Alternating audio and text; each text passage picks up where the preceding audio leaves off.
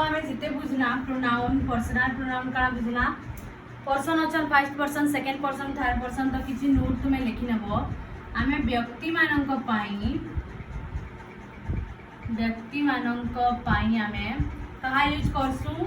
ही and सी रो use करसु ही और सी रो व्यवहार हुई ही और सी व्यवहृत होंती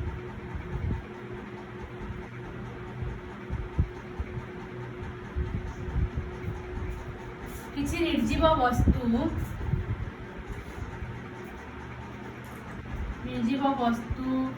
बा पदार्थ ओ निम्न श्रेणी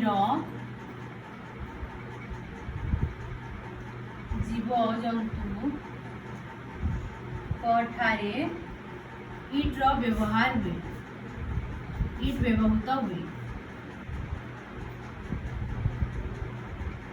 किसी भी निर्जीव वस्तु है खाली निजे निम्न श्रेणी जीव जंतु मान इट्र व्यवहार से किसी भी निर्जीव वस्तु जैसा कि बुक है पेन है पेनसिल है फैन है हाउस है किसी भी निर्जीव वस्तु हाउस तो वस्तु नहीं सॉरी